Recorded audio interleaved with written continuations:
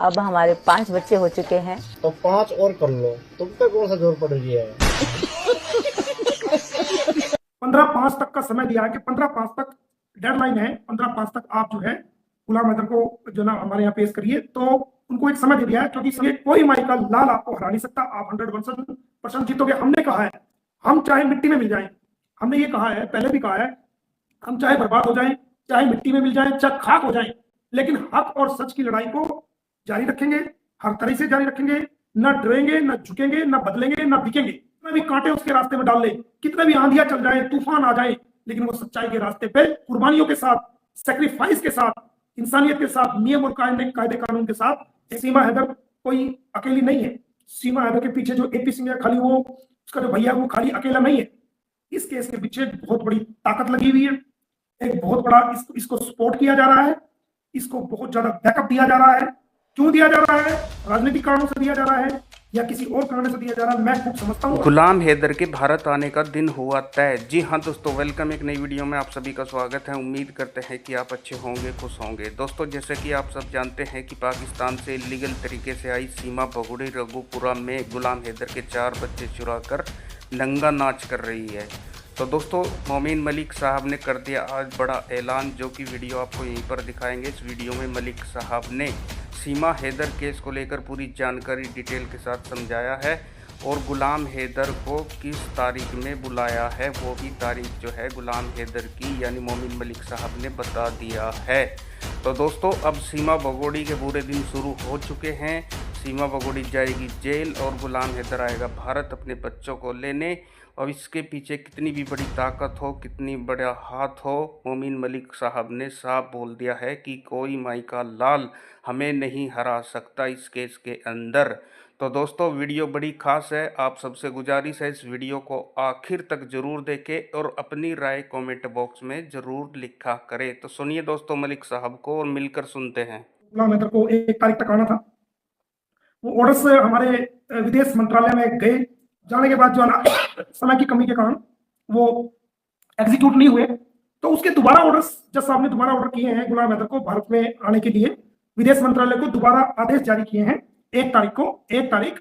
और ये महीना अभी जो 1 तारीख गई है, 1-2 दिन पहले, तो 1 तारीख को ऑर्डर जारी हुए हैं। और जो समय दिया गया है, जो गालिबन 15/5/2025 तक का समय भारतीय दूतावास को दिया गया है और जो विदेश मंत्रालय है कि 15/5/25 तक डेडलाइन दी गई है कि 15/5/25 तक आप जो है वो गुलाम हैदर को हमारे कोर्ट में पेश करिए। और उसके जो नए आदेश हैं, उसकी नए आदेश की कॉपी हमें कल या परसों तक मिल जाएगी। उसकी कॉपी लेकर के हम दोबारा भेज देंगे।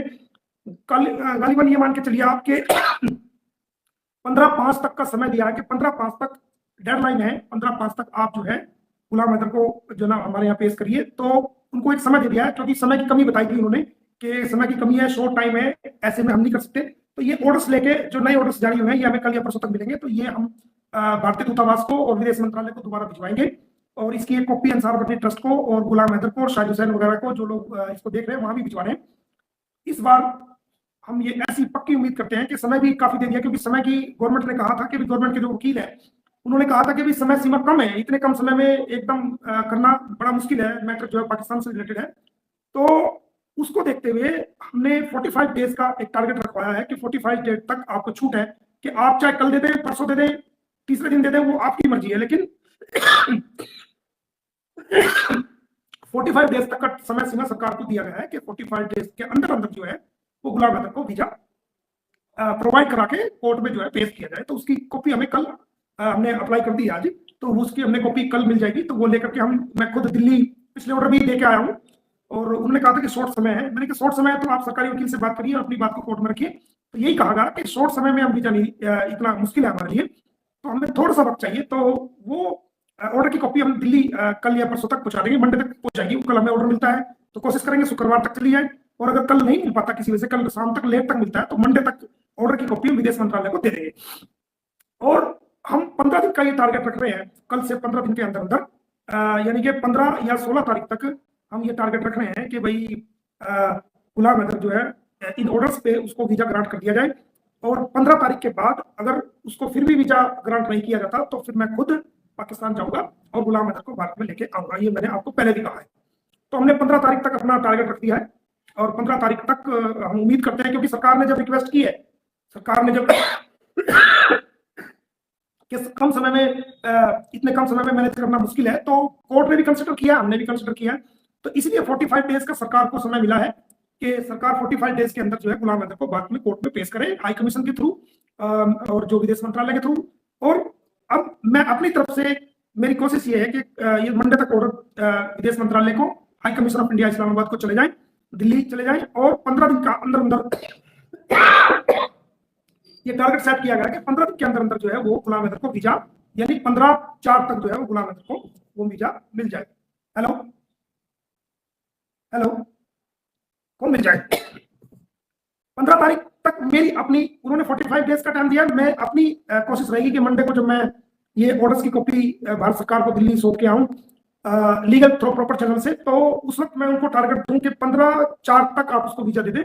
अगर आप 15/4 तक वीजा नहीं देते तो मैं स्वयं जाऊंगा जनरल पाकिस्तान इस्लामाबाद और गुलाम हैदर को वीजा ग्रांट करा करके अपने साथ लेके आऊंगा, और वहां के अंसार बर्नी ट्रस्ट से भी हेल्प लूंगा और अंसारी बर्नी ट्रस्ट से भी मिलूंगा, और उनके अधिकारी जो वहां पर हैं, जो देख रहे हैं, उनकी भी हेल्प लेकर के गुलाम हैदर को वीजा दिलाकर भारत में लाने की इसी मंथ में पूरी हम कोशिश करेंगे। ये हमारी तरफ से सेट हुआ है, और ये सब बातें मैंने कोर्ट में भी रिक्वेस्ट करी है कि 15/5 जो है इसमें डेडलाइन घोषित की गई है, इसके अंदर अंदर जो है वो गुलाम हैदर को वीजा मिलेगा। और मैंने जो टारगेट सेट किया अपना, जो भारत सरकार को जो ऑर्डर्स दिए जाएंगे, वो 15/4 तक का है। हम सब हंसते हैं, खेलते हैं, लेकिन वो बेचारा ना हंस पाता है, ना खेल पाता है, वो दुखी रहता है, वो परेशान रहता है, तो उसकी मजबूरी है। हम चाहते हैं कि उसके बच्चे उसको मिले, वो इंसाफ की उसकी जीत हो, उसके लिए हम सब कोशिश कर रहे हैं अपने लेवल से, मेरी से जो बन पाती है, जो मेरा जो जितनी मुझे परमात्मा ने समझ, कानूनी समझ दी है, लीगल समझ दी है, दूसरी समझ दी है, मैं उसके अकॉर्डिंग काम करता हूँ। किसी को अच्छा लगे या बुरा लगे, उससे मुझे कोई लेना देना नहीं है। मेरा माइंड जो मुझे लगता है, जो मेरा तजुर्बा, जो मेरा एक्सपीरियंस कहता है, मैं उसके अकॉर्डिंग ही काम करता हूँ। तो दोस्तों, मेरी कोशिश है कि उनको, बच्चों को जरूर हम उनको दिला पाएंगे, और इस ड्रामा क्वीन को जो है हम जेल के अंदर पहुंचाएंगे। समय लगेगा, जरूर लगेगा, लग रहा है, क्योंकि ये पॉलिटिक्स खेल गई है, और पॉलिटिक्स खेलने वाला आदमी जाता है, लंबा समय लगता है उसको जेल में भेजने में, लेकिन पॉलिटिक्स खेलने वाला आदमी फिर लंबे ही समय के लिए जेल जाता है। जितना समय इसको जेल भेजने में हमें लग रहा है, ये लंबा समय लग रहा है, उतना ही ये जो जेल जाएगी तो उतने ही लंबे समय के लिए जेल में जाएगी। ये आप स्वयं देखोगे।